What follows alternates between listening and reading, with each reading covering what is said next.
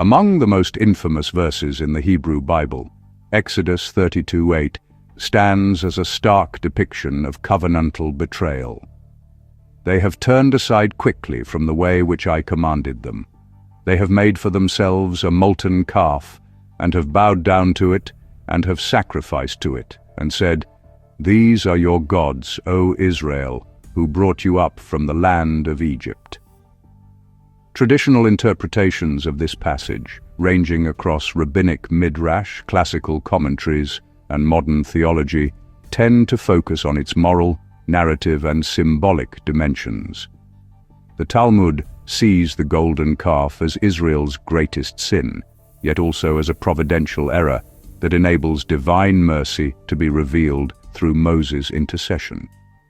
Rashi insists that the sin was incited by the Erev Rav, or mixed multitude, not the Israelites themselves, mitigating national guilt. Nachmanides interprets the calf not as a rejection of God, but as a misguided attempt to replace Moses' intermediary role with something tangible. Modern theologians, from Buber to Heschel, have used the episode as a cautionary tale about the dangers of reducing the divine to image, form, or ideology.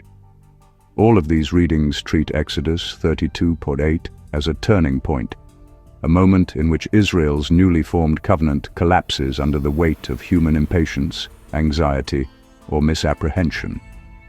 In doing so, they address the ethical, psychological, and theological implications of the event.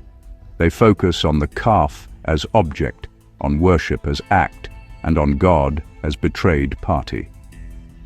But what these traditional readings often pass over, because they are oriented toward meaning rather than mechanism, is the structure of the verse itself.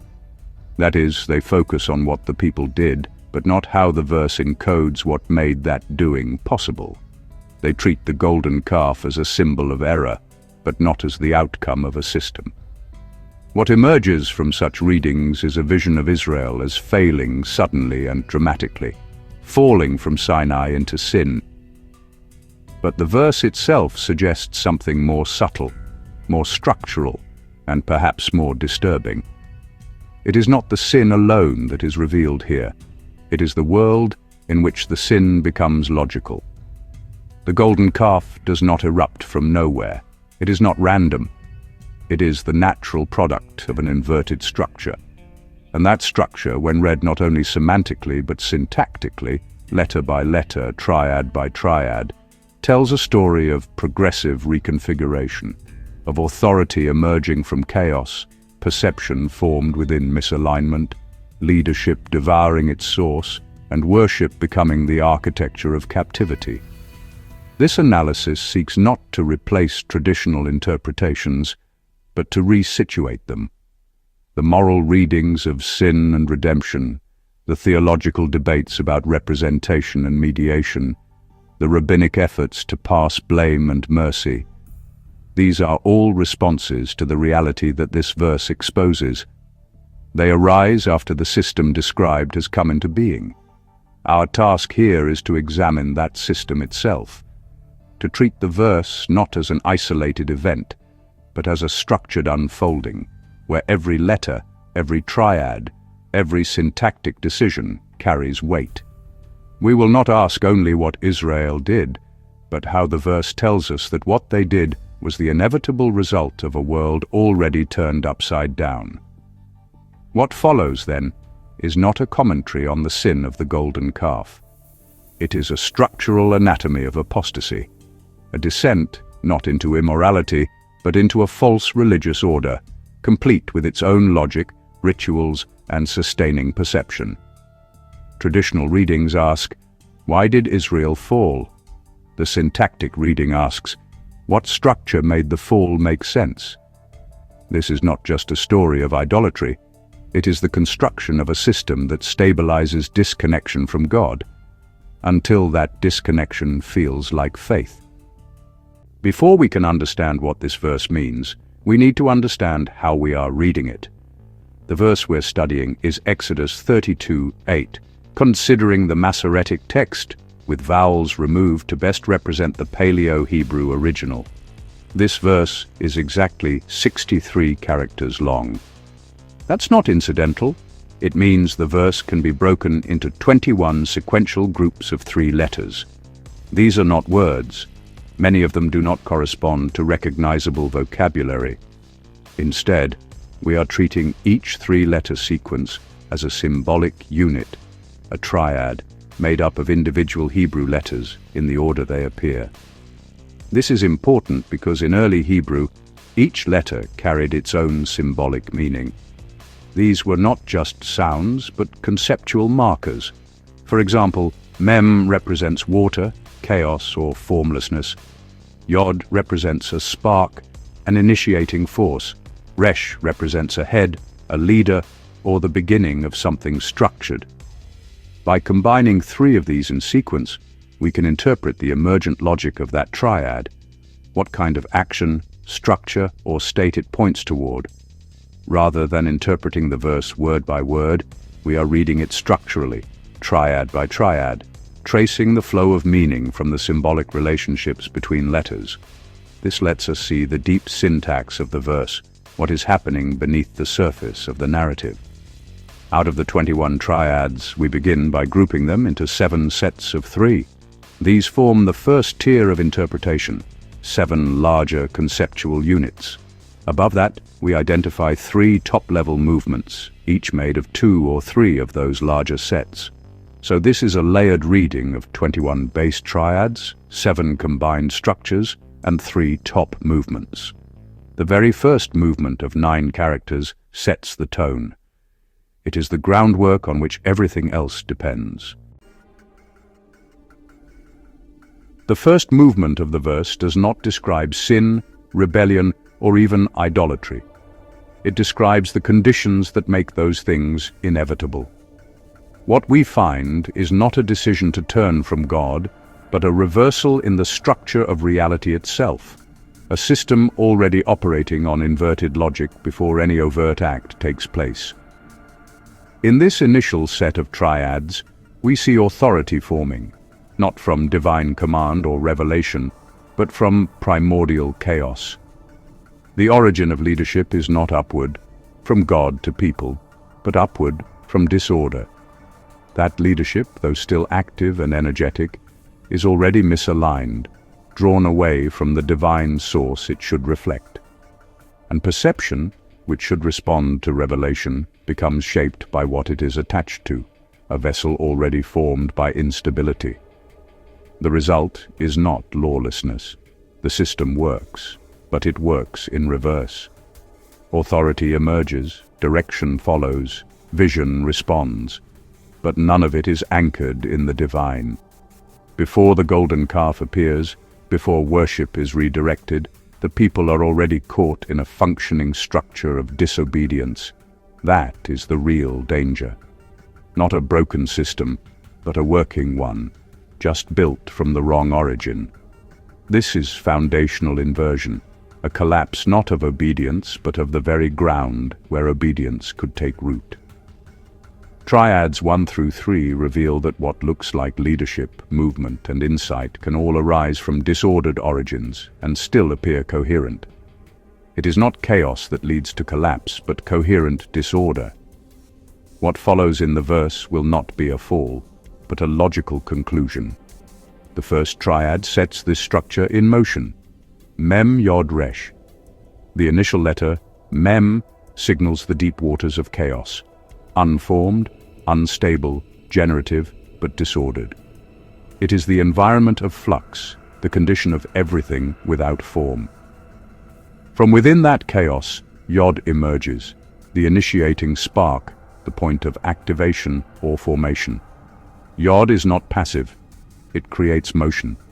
But here it draws not from divine revelation, but from the chaotic substrate of Mem. That action gives rise to Resh, the symbol of authority, the head, the leader. This is the core of the inversion. Leadership does not descend from heaven, it ascends from disorder. The system still produces hierarchy, structure, and command, but its foundation is turbulence. Leadership exists, but it is animated by misaligned power. This is not absence of order, It is reversed order. The second triad reinforces this reversal. Tzadeh Resh Aleph. Tzadeh often represents pursuit or striving, movement toward a goal. It gives energy and direction. But what it energizes here is Resh, the same symbol of leadership, now occupying the center position. This places authority in a dynamic role, but not necessarily in a righteous one. The movement of Tzad is not directed toward Aleph, the divine source which stands at the end of the triad. Instead, Aleph appears as the unreceived goal, a presence that is structurally unreachable.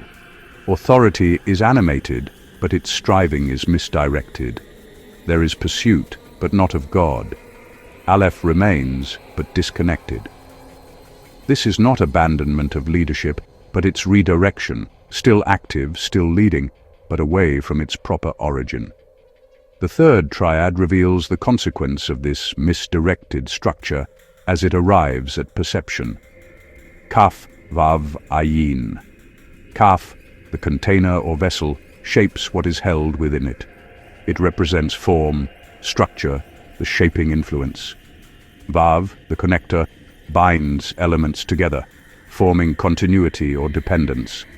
Ayin, the eye, represents perception, not just vision, but interpretive awareness. In this sequence, Ayin does not perceive freely. It is shaped by the structure that precedes it. It is bound Vav to a form, Kaf, that emerged downstream from chaos and misdirected authority. As a result, perception still functions, but it does so through a lens already malformed. What the eye sees is determined by the container that holds it and the link that binds it. There is no blindness here, only misperception.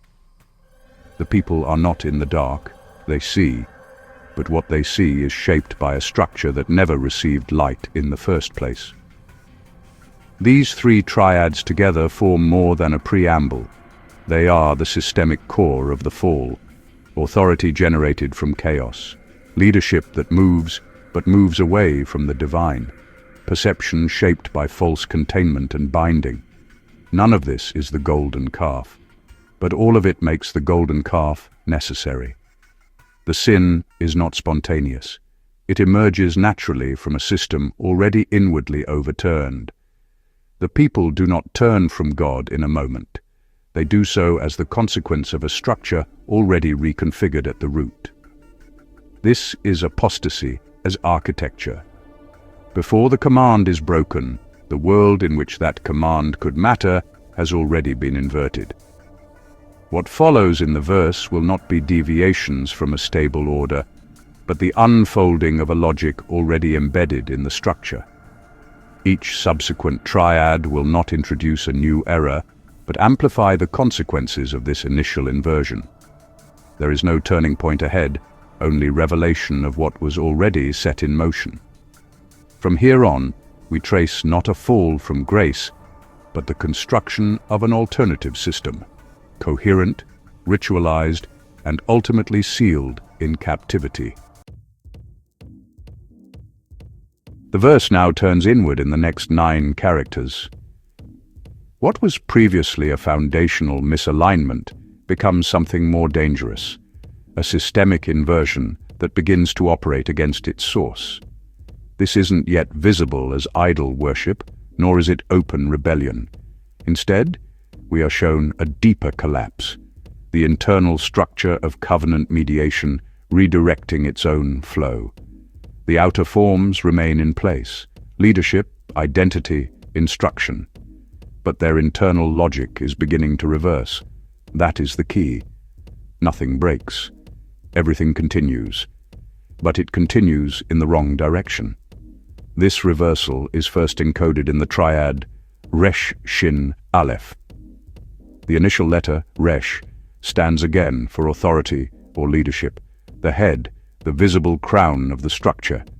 But this time, it is not being initiated by Yod, the divine spark, nor drawn by Tzadeh toward its source.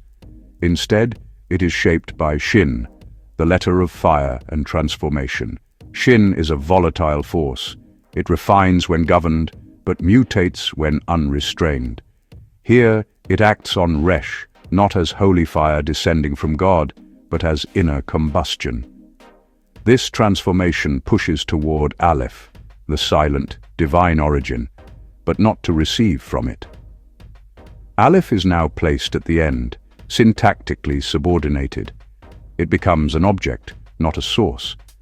This is not destruction of the divine, but its reprocessing. Leadership, still fully operational, begins to treat the origin it once served as raw material.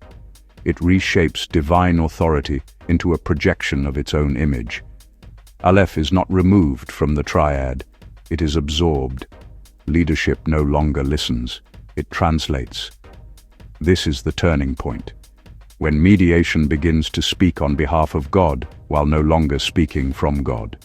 It is not rebellion in the external sense. It is internal inversion, authority producing its own mandate, using the name of God to authorize what no longer arises from him. The next triad, Yod Shin Resh, brings this reversal into the level of identity. Yod, the initiating spark, once again activates Shin, but now that fire flows into Resh.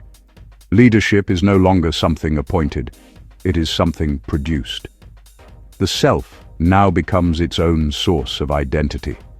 Israel still acts, still moves, but not from calling. They act from internal combustion. Their identity remains intact in form.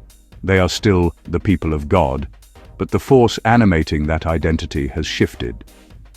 What once was oriented by the covenant is now energized by volatility. This is selfhood not grounded in obedience, but in momentum. The system is not frozen, it accelerates, but it accelerates in the wrong direction. This progression leads directly into the third triad, Lamd Yod. Here we see what the system was meant to be. Lamed signifies teaching or guidance. Torah, instruction. It leads into He, the breath, revelation, spirit, and ends in Yod, action or actualization. This is the ideal flow. Instruction becomes spirit, spirit becomes deed. The triad encodes the movement from divine word to human response, but placed after the previous triads, it now reads as tragic contrast. The form is unbroken, but its content is lost. Teaching continues, but its breath is gone. Action follows, but it no longer channels revelation. The pattern of obedience remains, but the animating source has been replaced. Mediation still functions, but it carries nothing through. These three triads together mark a shift from misalignment to inversion. In the first movement of the verse, the system was born from instability. Here, it stabilizes, but with reversed current. Authority still speaks, identity still burns, instruction still guides, but none of it is rooted in reception. The divine is not denied, it is redirected. The people are not turning their backs on God. They are turning toward him with forms and structures still intact, but with their internal logic flipped. Revelation has been replaced by projection. Calling has become reaction. The covenant has not been broken in word or ritual, but its inner channel has gone dark.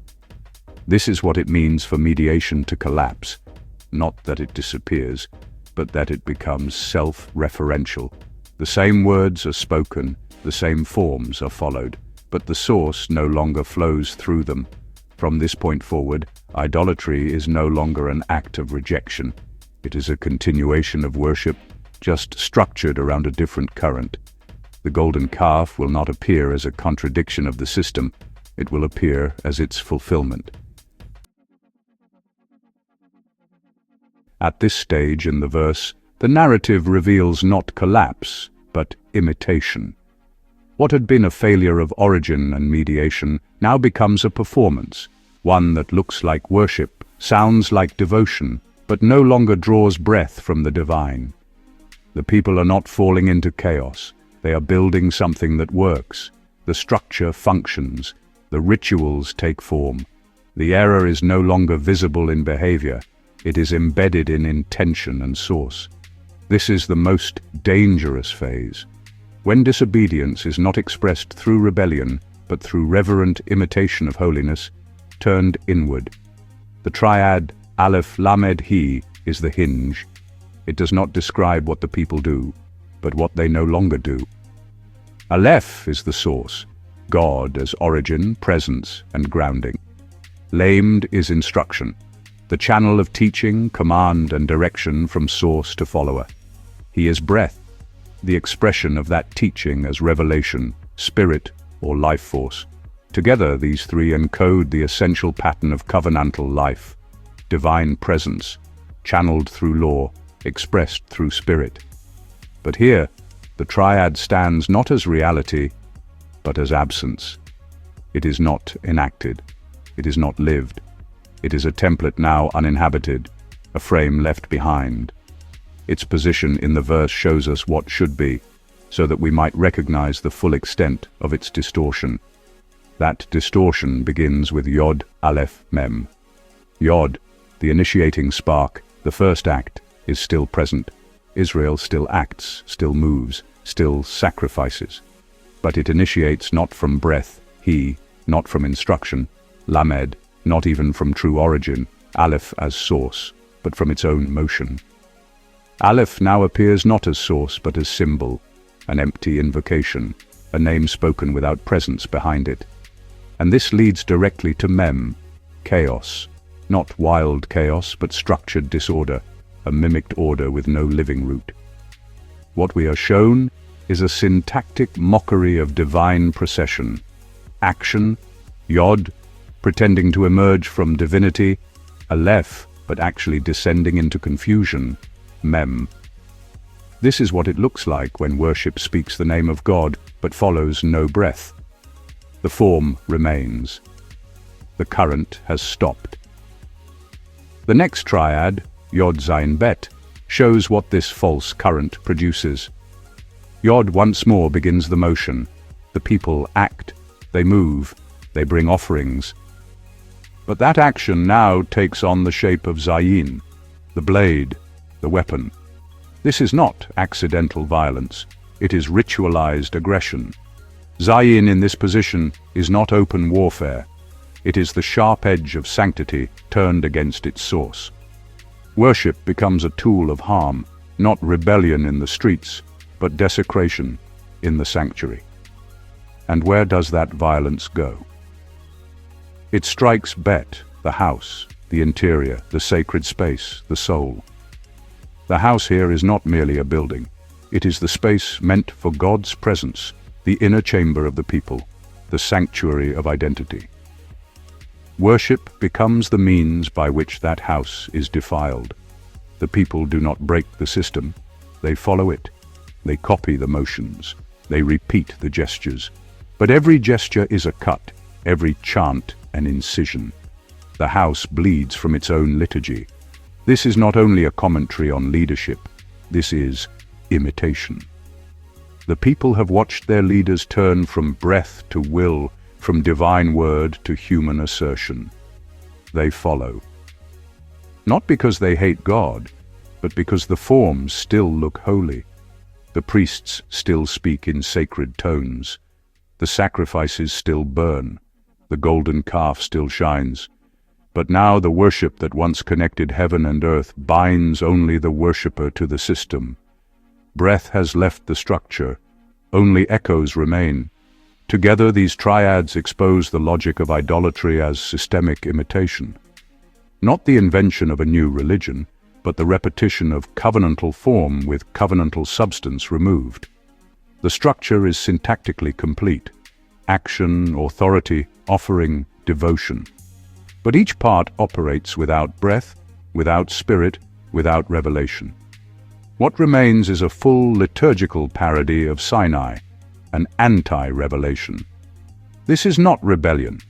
It is worship so faithful to form that its falseness is invisible. Worship that kills not because it is wild, but because it is accurate without soul.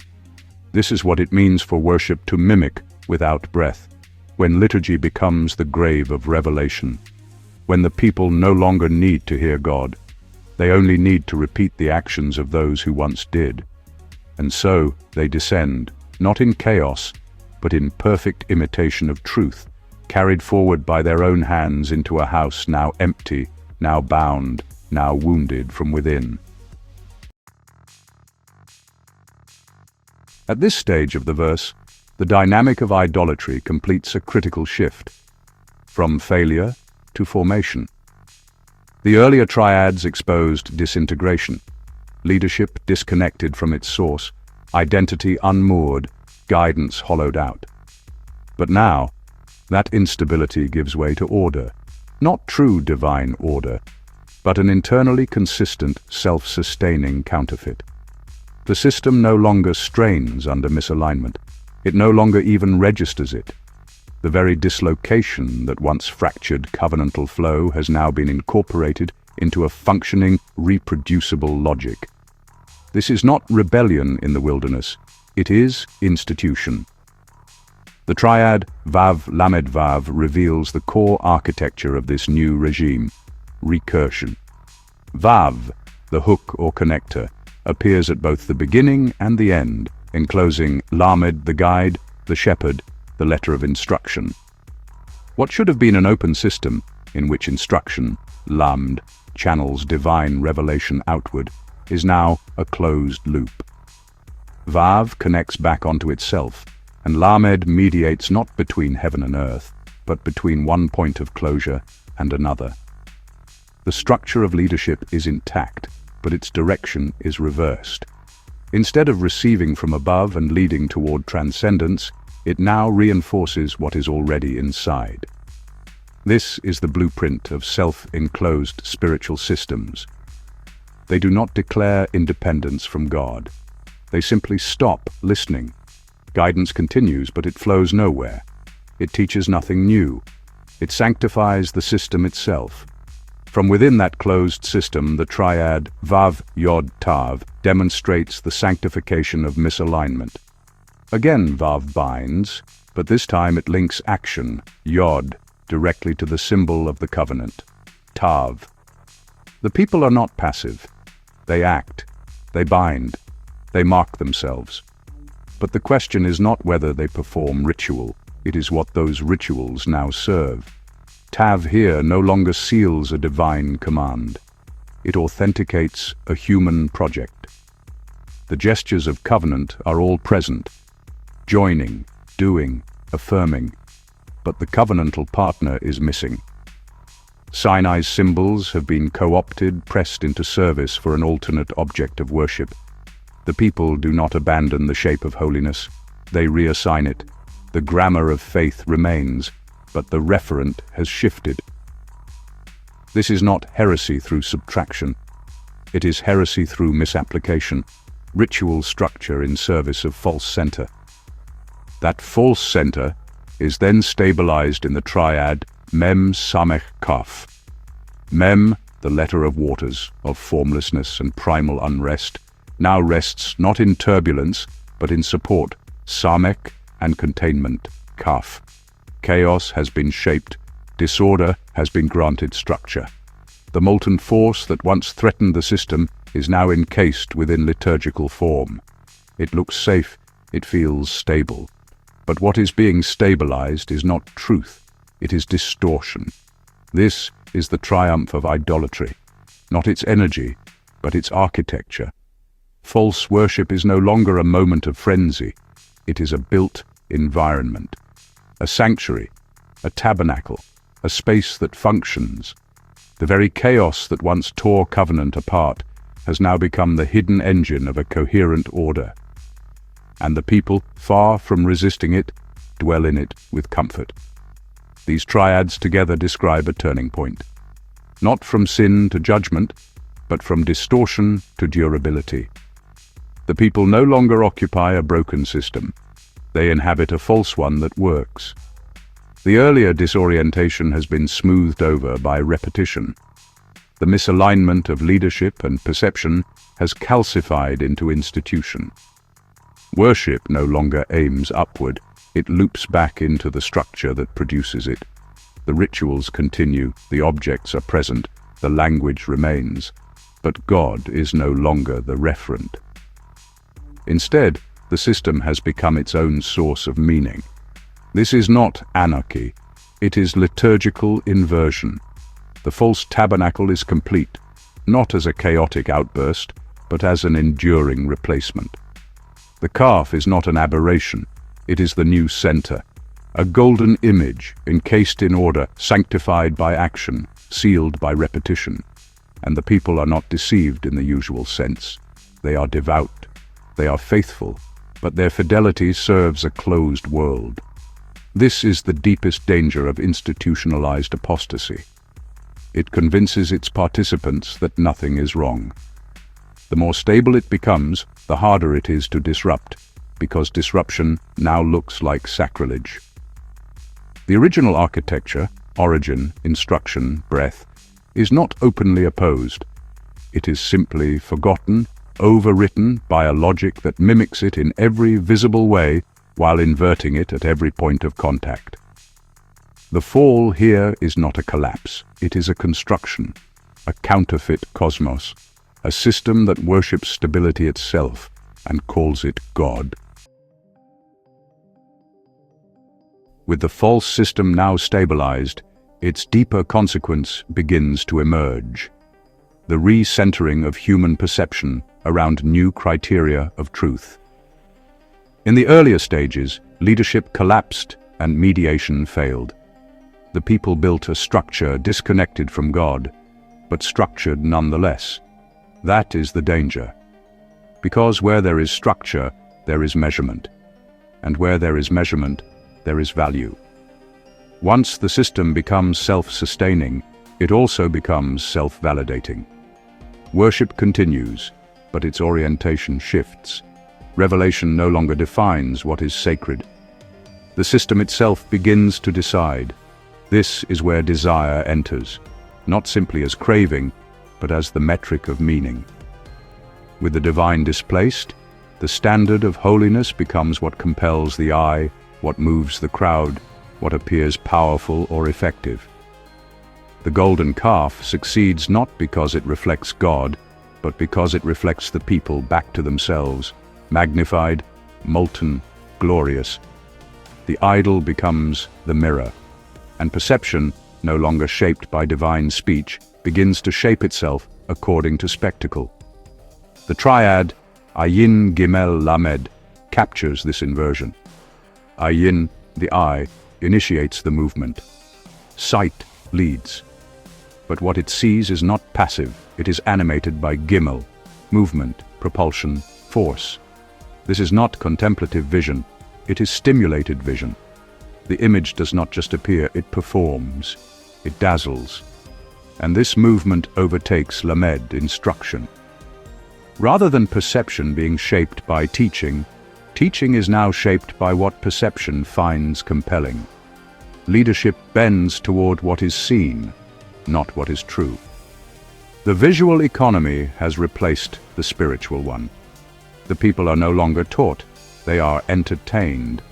This spectacle displaces breath in the next triad. Lamed Himem, lamed instruction, is still nominally present. He, the breath of God, still enters the system. But instead of moving into purpose, it dissolves into mem, the waters of chaos. Revelation is no longer refused, it is received and disfigured. It enters but does not clarify. It fills the space but cannot orient. The system can no longer metabolize divine presence. Breath becomes noise. The voice of God does not vanish. It is heard but unprocessed, destabilizing. Leadership continues to act, but it transmits confusion. The message arrives garbled. The system speaks, but what it says cannot save.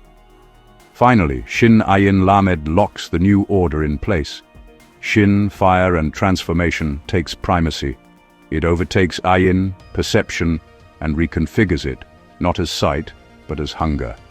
The eye now sees what it wants, and wants what it sees. Perception becomes appetite, and Lamed, once a vector of the divine word, emerges from that desire. Instruction is no longer passed down. It is fabricated from the ground up. It teaches not what is true, but what pleases. In this configuration, leadership becomes reactive, not revelatory. It tells people what they already want to hear, cloaked in the authority of tradition. Truth is remade in the image of preference, and preference is molded by what shines. Together, these triads expose the final consequence of institutionalized apostasy, the capture of perception itself.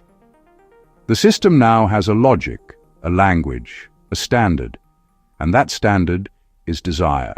Not desire for evil, but for affirmation, for spectacle, for what works. The golden calf is not defended as falsehood. It is embraced as effective. It draws the eye, unites the people, centers their rituals. It becomes sacred, not because it reveals God, but because it fulfills the system's internal expectations.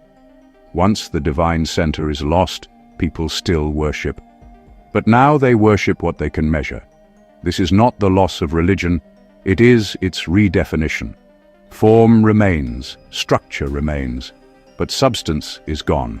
The breath has departed, and the people do not mourn its absence because the system still delivers rewards. The idol gives them what they want, it animates their vision, it frames their leadership, and it tells them they are righteous while doing it. This is how idolatry becomes impervious to correction. It replaces not just the content of worship, but the criteria by which truth is recognized. The people no longer ask what God has said. They ask what seems right in their eyes. And once perception becomes the arbiter of holiness, the divine can no longer be heard, only seen, and only in the shape they already expect. Desire, once normalized, does not remain passive. It seeks confirmation through action, repetition, and public pattern. When desire becomes a system, that system demands demonstration. The internal collapse of perception becomes an external choreography. What was seen must now be done, and what was once done instinctively is now enacted ritually. This movement shows how apostasy hardens into custom, not through rebellion, but through the faithful performance of a new order. The people are not simply lost, they are consistent. They do not abandon ritual, they repeat it, just with the referent reversed.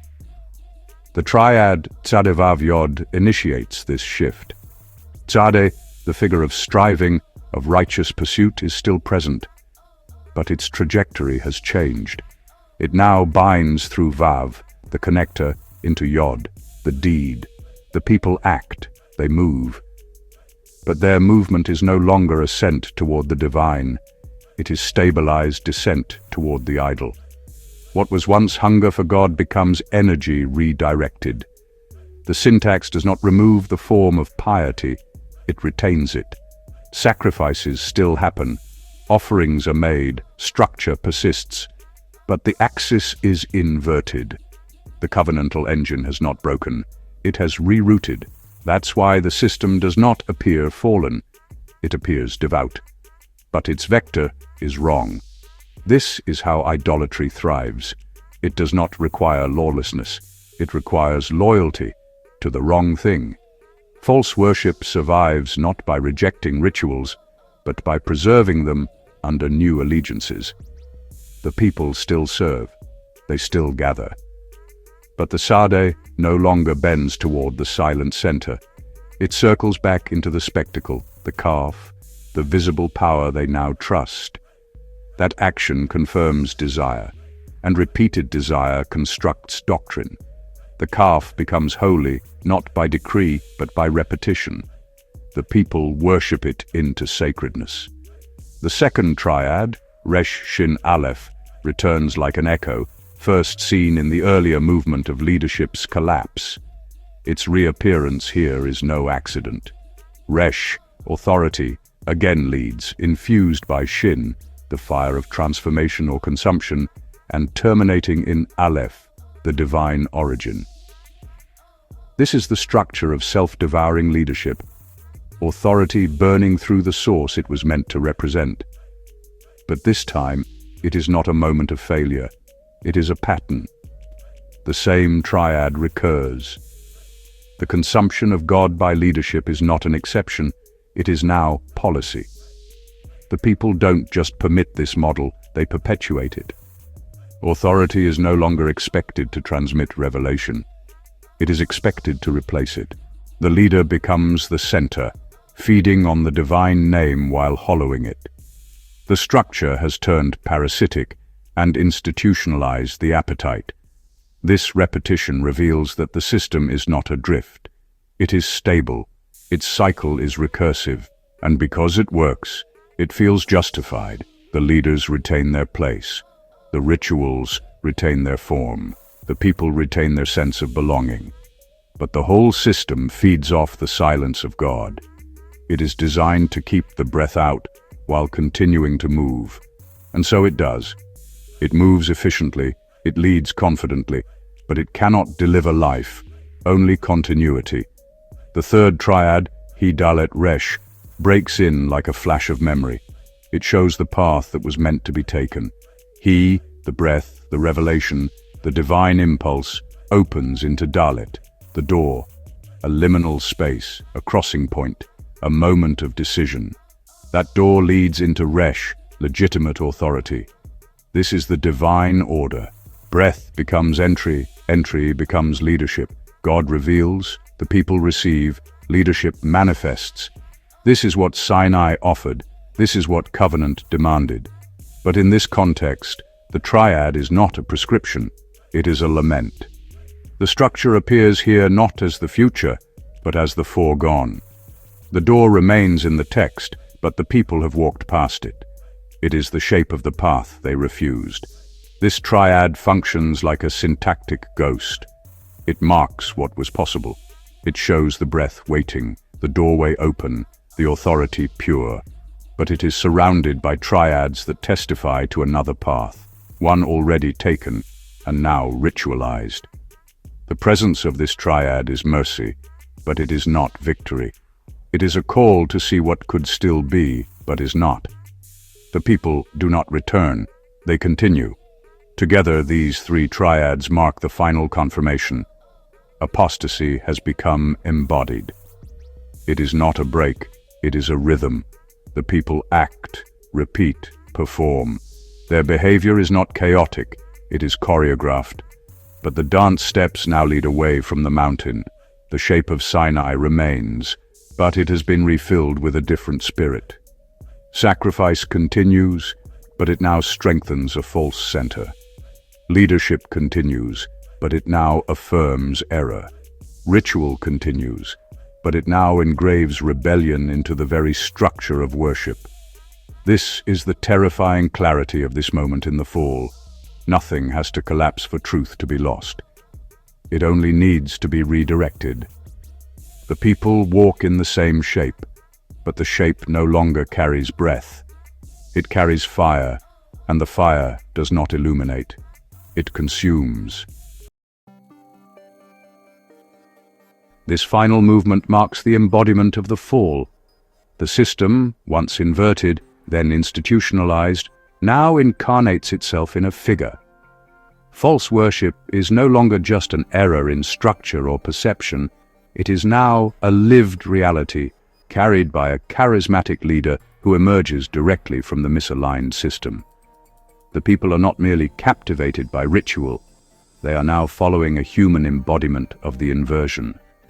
Worship, in this stage, doesn't only reinforce the system, it accelerates it. The golden calf is no longer just a symbol, it has become a throne. The triad Mem Nun initiates this final descent. Mem, the chaos at the root of the fall, is no longer a momentary lapse, it is the new foundation. Nun, the glyph of continuity and generational transmission, affirms this. Chaos has a future. Disorder isn't waiting to be corrected, it is being passed down, taught, normalized. The system that began in misperception now sustains itself through repetition and cultural inheritance. The people no longer experience their worship as deviation. They experience it as tradition. Their children will not need to rebel. they will simply continue. But this continuity requires a center, and Mem Hiresh provides it. Mem, again the deep, unstable matrix, is followed by He, the breath of life, now emerging not through divine channels, but directly out of disorder. That breath animates Resh, the figure of rulership. This is the synthetic leader, born from chaos, legitimized by the appearance of inspiration, but structurally unmoored.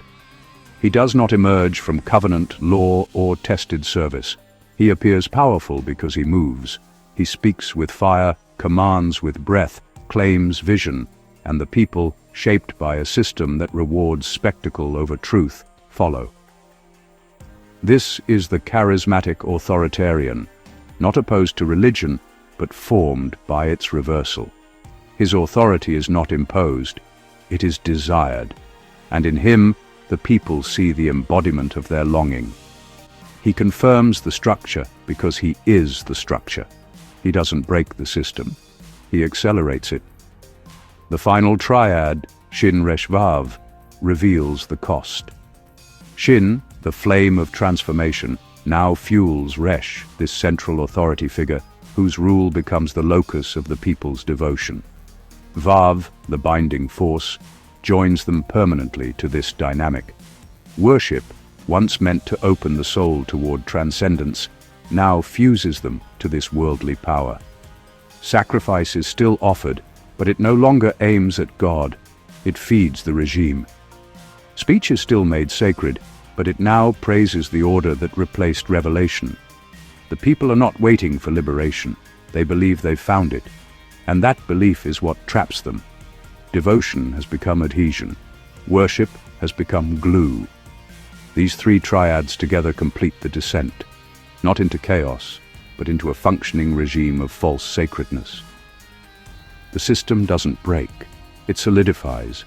It gains coherence, personality, hierarchy. The structure becomes self-sustaining because it is no longer abstract. It has a leader, a language, a logic, and that logic is sealed by worship. The people sing, sacrifice, obey, but every act draws them deeper into alignment with the inverse. This is not collapse, it is consummation. The system no longer imitates Sinai, it replaces it.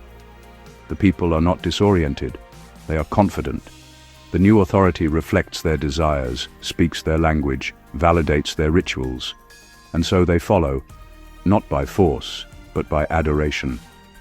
The final tragedy is not that the people are wrong, it's that they are fulfilled. The fall is complete because the system now feels like home, and yet the verse has not ended. The mountain still stands, the tablets still descend. The door remains, not within the system, but outside of it. What comes next in the text is not resolution from within, but interruption from above. Because left to itself, this structure will never correct. It does not collapse. It must be broken.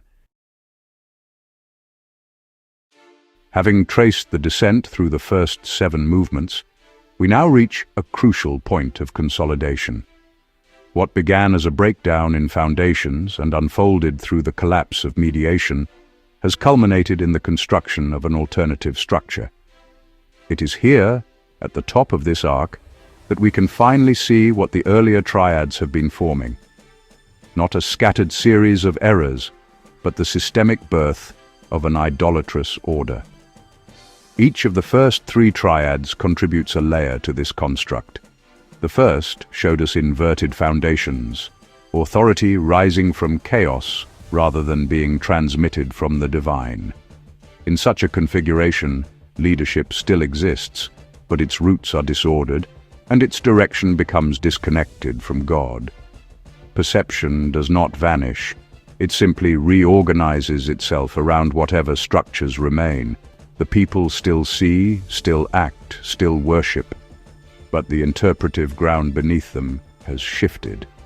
The second triad revealed the consequences of this inversion. Mediation collapses.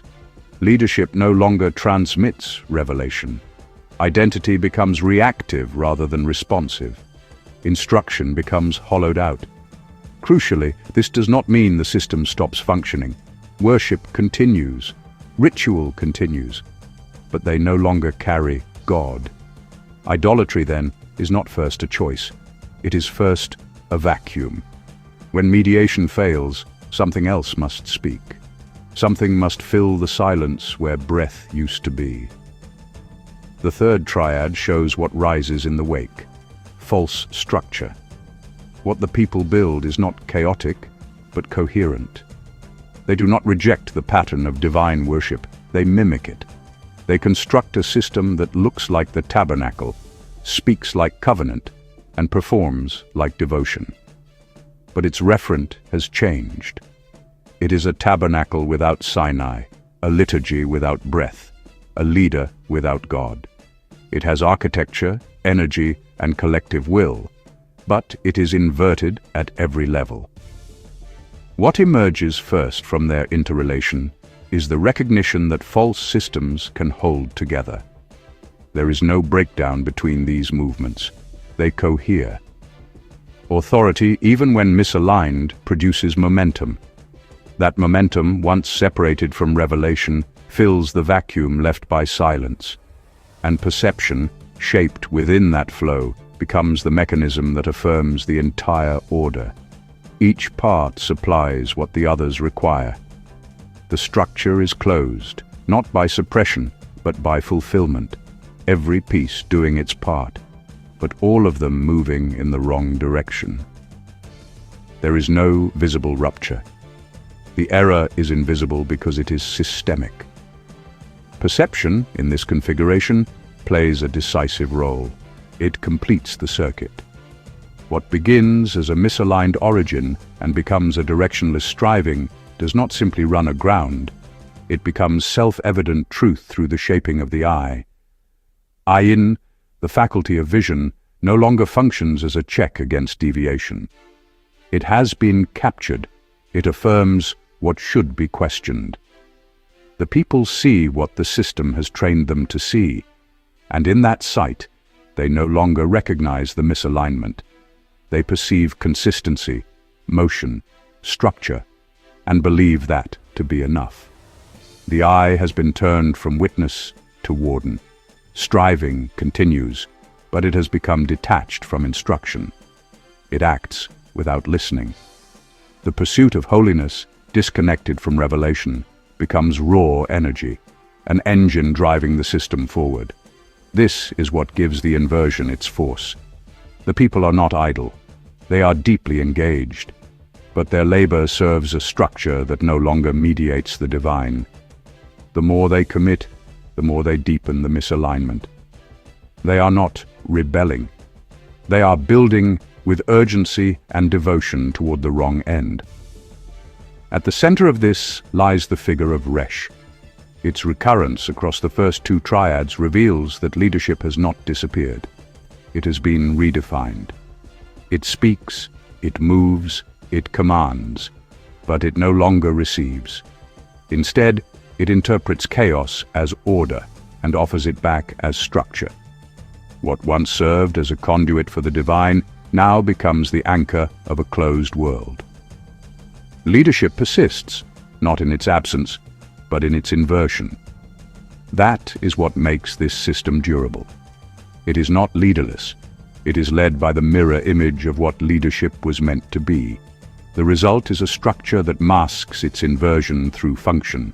The people still strive, still follow, still see. The forms of covenant remain, but emptied of content.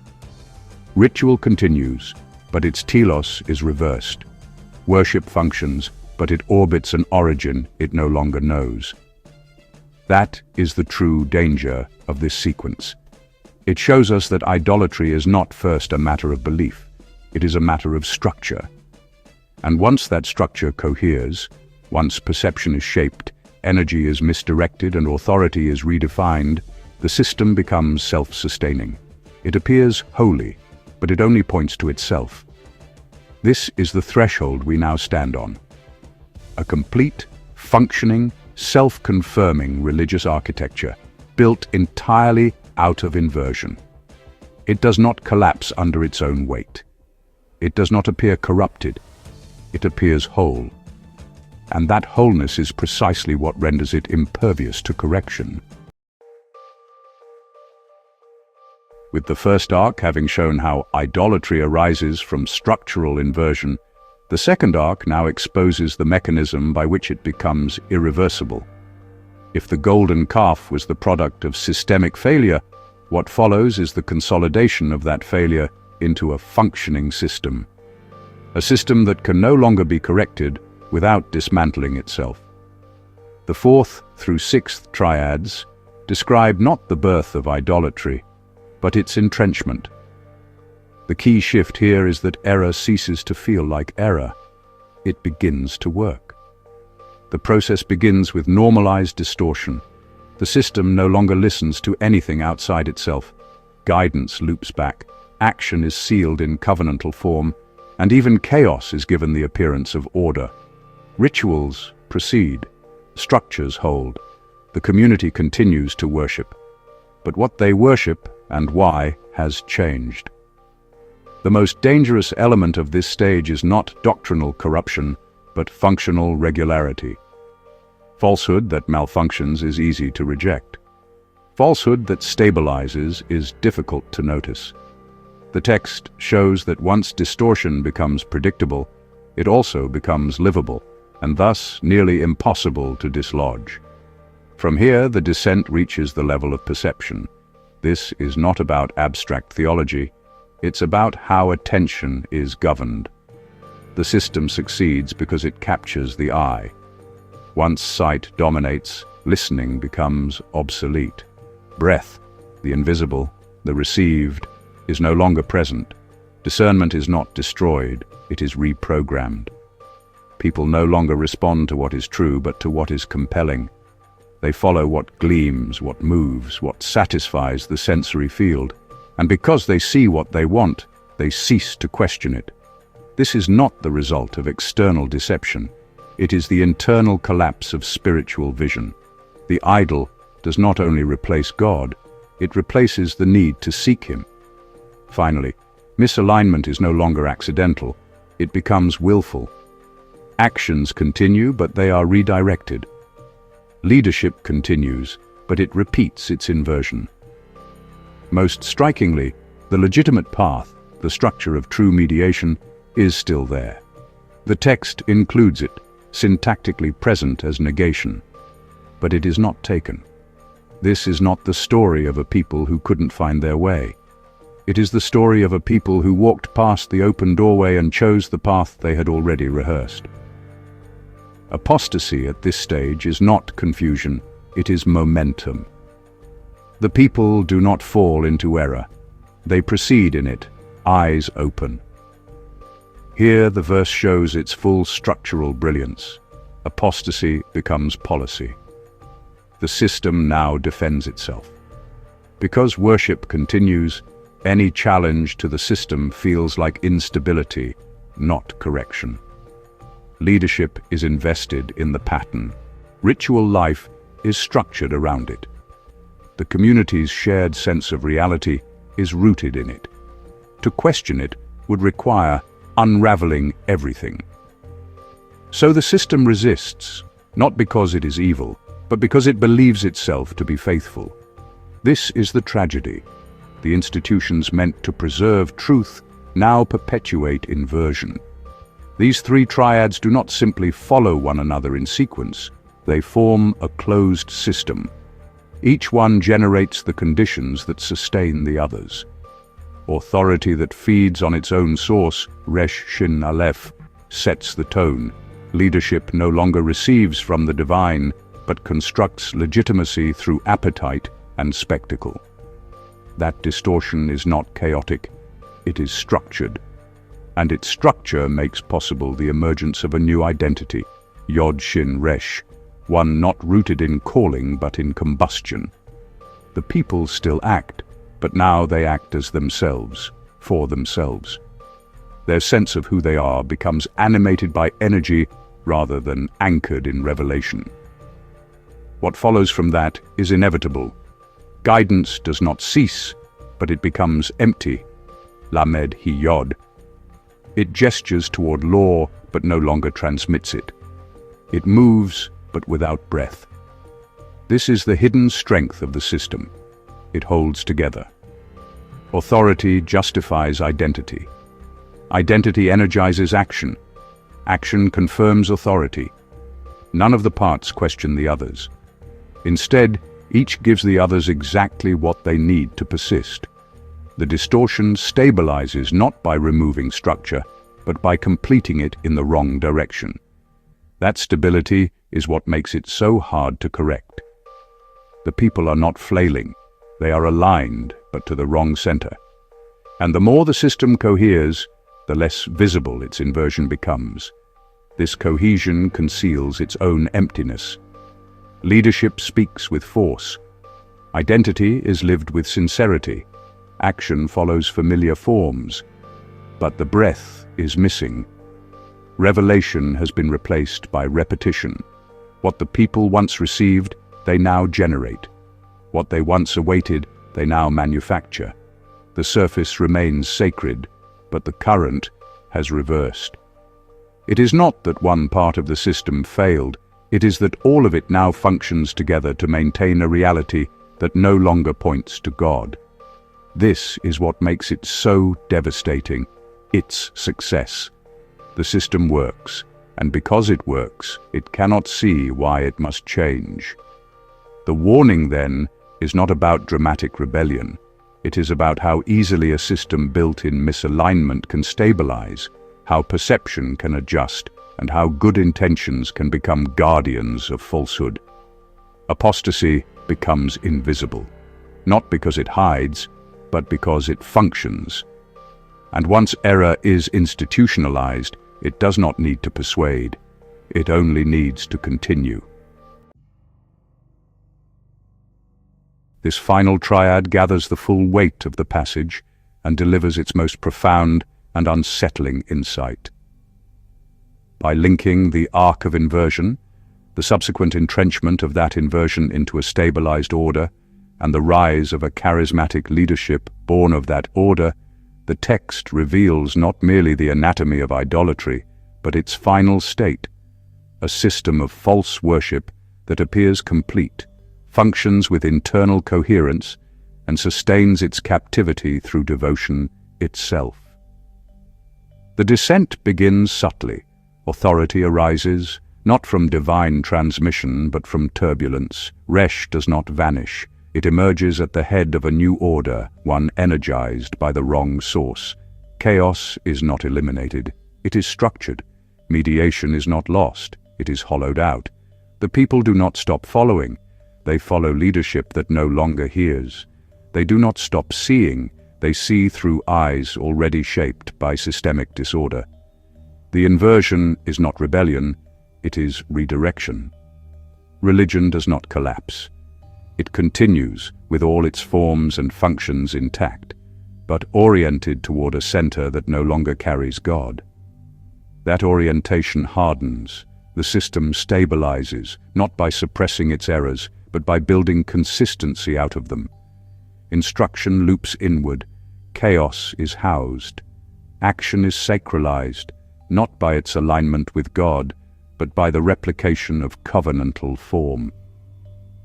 The people do not know they are off course. The architecture looks familiar.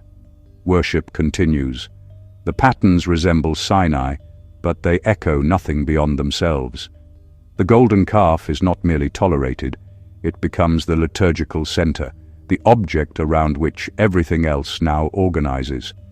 In this world, the line between form and truth has been severed, and because the form remains, truth is no longer sought, it is assumed. Then comes the leader, not imposed from without, but produced from within. This is not Pharaoh returned. This is Resh reappearing, shaped by the very forces the people have normalized. Leadership emerges from breathless momentum, not revelation. Its authority is charismatic, not covenantal. Its legitimacy is drawn from effectiveness, not origin, but it functions. It speaks, it leads. and the people follow, not out of fear, but because the system rewards movement. This figure is not a tyrant. He is a shepherd of the inverted world, a head crowned by ritual energy and communal sincerity. His rise is not imposed, it is organic. He is the embodiment of their collective misalignment. Worship, at this point, no longer opens toward God, it encloses. Every sacrifice affirms the system. Every ritual deepens its grooves. The people are not confused, they are devoted. But that devotion no longer connects them to transcendence. It binds them to what they have built. Their offerings nourish the regime. Their songs reinforce its authority. Their prayers do not ascend, they circulate, and in that circulation, they become the seal. The structure is not sustained by oppression, it is sustained by reverence. The people serve the idol not because they have forgotten God, but because they believe they are still worshipping Him. This is the closed circuit of captivity. Chaos generates unauthorized rule. Rule animates distorted worship. Worship confirms and feeds the chaos. The loop does not fracture, it reinforces itself at every level. No component challenges the others. Each supports the rest. The system does not resist correction out of malice, it resists because it believes it is whole. And the tragedy is that it functions. It brings order, it creates belonging, it sustains meaning. But it does so in a direction entirely opposed to its original design. What makes this final stage so dangerous is not its wickedness, but its plausibility. It feels right, it rewards loyalty, it offers purpose, and in doing so, it renders outside intervention suspect, even blasphemous. Any voice that challenges the system must sound like disorder. Any figure that calls for return must appear as threat. That is why interruption must come from outside the loop. Moses descends, not as a continuation, but as a rupture. The tablets shatter, the pattern breaks, and only in that break can return become thinkable again.